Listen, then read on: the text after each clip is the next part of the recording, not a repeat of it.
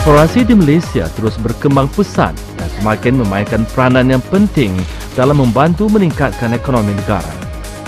Daripada 7,215 buah koperasi pada tahun 2009, 66 buah daripadanya merupakan koperasi institusi pendidikan tinggi awam maupun swasta yang turut membantu menyumbang 1% kepada keluaran dalam negara kasar. Statistik 2009 juga menunjukkan koperasi institusi pendidikan tinggi mempunyai seramai 102,675 orang anggota dengan modal share dan yuran berjumlah 39.54 juta ringgit. Koperasi IPT ini memperolehi pendapatan jualan sebanyak 142.78 juta ringgit dan mendapat keuntungan bersih sebanyak 7.35 juta ringgit. Walaupun hanya mempunyai kira-kira 100,000 anggota sahaja dari 6.78 juta anggota koperasi di seluruh negara, koperasi institusi pendidikan tinggi ini mampu bersaing dan menempatkan diri mereka dalam kelompok 100 koperasi terbaik di Malaysia.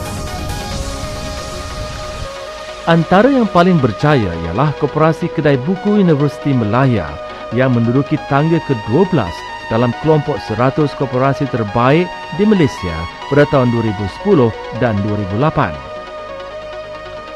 Setakat 2009, Koperasi Kedai Buku Universiti Malaya telah mencatatkan perolehan sebanyak 48 juta ringgit dan berjaya menempatkan diri di tangga ke-13 dalam senarai 20 koperasi yang memperolehi pendapatan tinggi. Jika disingkap sejarah Koperasi Kedai Buku Universiti Malaya ini, koperasi ini telah ditubuhkan pada 31 Mei 1968. Penubuhannya adalah di atas kesadaran masyarakat kampus untuk mendirikan semangat kerjasama bagi mendapatkan kemudahan yang diusahakan secara bersama bagi mencapai cita-cita bersama. Dahulunya, koperasi ini hanya membekalkan buku kepada masyarakat kampus, tetapi kini ia telah berkembang menjadi organisasi yang disegani dan memberi perkhidmatan secara langsung kepada perusahaan buku di negara ini. Seiring dengan kemajuan teknologi maklumat dan komunikasi, pelanggan kini boleh menempah buku dengan membuat bayaran di internet tanpa perlu bersusah payah ke kedai buku lagi. Buku yang ditempah secara online ini akan sampai di depan pintu rumah pelanggan melalui pos. Peranan anggota seramai lebih 3,000 orang sebagai anggota dan dalam masa yang sama sebagai pengguna telah mewujudkan kuasa pasaran pelanggan yang mampu menjana pendapatan tetap kepada koperasi. Aktiviti kepenggunaan yang diceburi oleh koperasi di lokasi yang strategik memberi pilihan kepada anggota untuk mendapatkan barang keperluan dengan harga yang berpatutan. Walaupun terpaksa bersaing dengan pemain-pemain lain di pasaran, koperasi ini masih mampu bertahan dalam menjalankan aktiviti pelancongan dengan menyediakan perkhidmatan tiketing dan hotel serta catering. Hasil usaha gigih barisan anggota lembaga dan 168 kaki tangan yang setia, koperasi telah mencipta kejayaan dan menerima pelbagai anugerah atas usaha gigih yang telah dilakukan.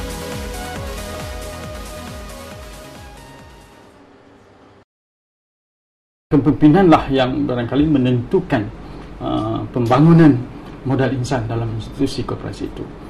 Jadi kita melihat yang pertama, saya kira modal insan dalam lembaga itu sekali yang penting dalam semangat menterjemahkan roh bekerjasama.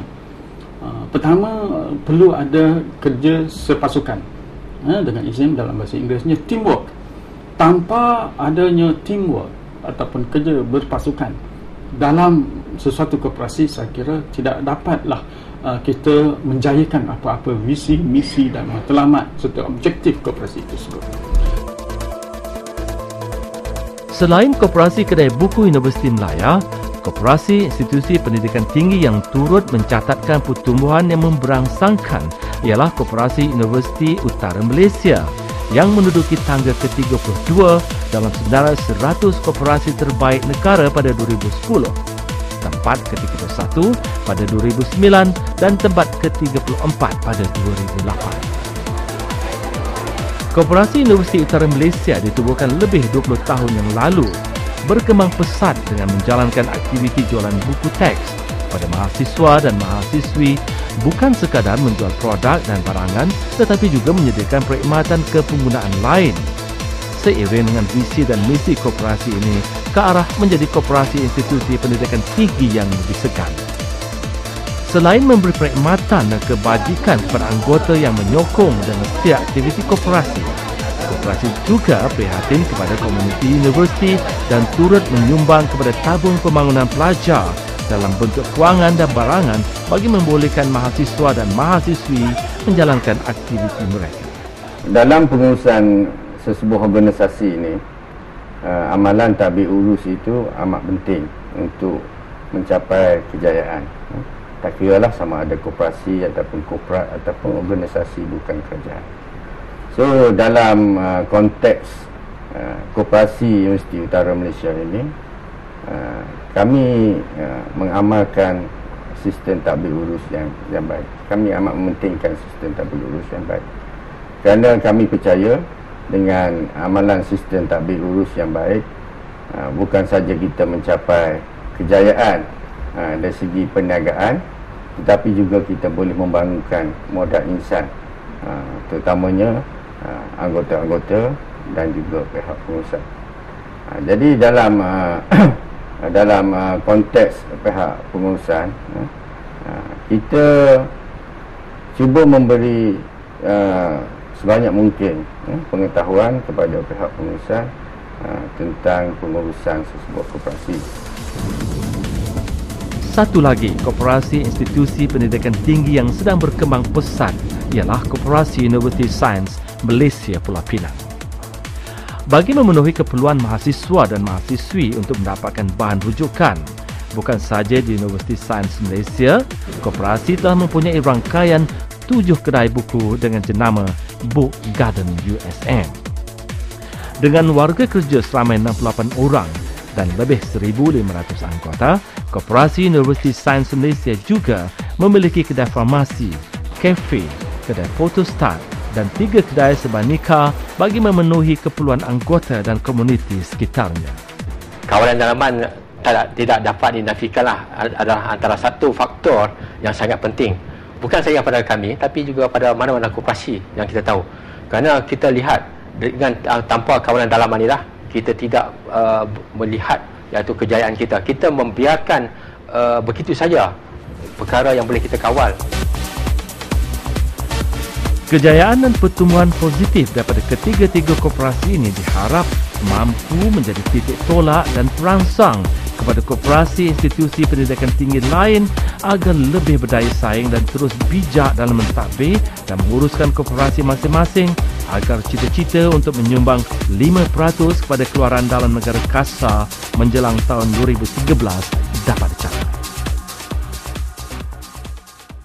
Sehingga ini MKM telah memperluaskan sumbangan, memberi pelbagai latihan yang diperlukan dan latihan-latihan bercorak jangka pendek dan juga jangka panjang seperti kursus-kursus diploma dan ijazah. Saya percaya ini akan meningkatkan lagi sumber manusia ataupun daya keperluan manusia yang untuk membangunkan lagi koperasi seluruh Malaysia ini. Jadi kita ada kolaborasi yang baik dengan Maktab Kerjasama Malaysia dan juga dengan Angkasa supaya kedua-dua agensi ini dapat memberi ataupun menunjuk ajar kepada pengurusan dan juga anggota-anggota koperasi di Universiti Utara Malaysia ini tentang nilai-nilai koperasi yang patut diadaptasikan oleh setiap orang sebagai pembangunan modal insan. Apa yang pasti, kejayaan koperasi institusi pendidikan tinggi ini adalah kerana kesedaran pemimpin dan anggota koperasi itu sendiri merangka strategi ke arah mencapai matlamat penubuhannya dengan berbekalkan ilmu dan pengetahuan yang diperolehi melalui program latihan dan pendidikan yang diikuti.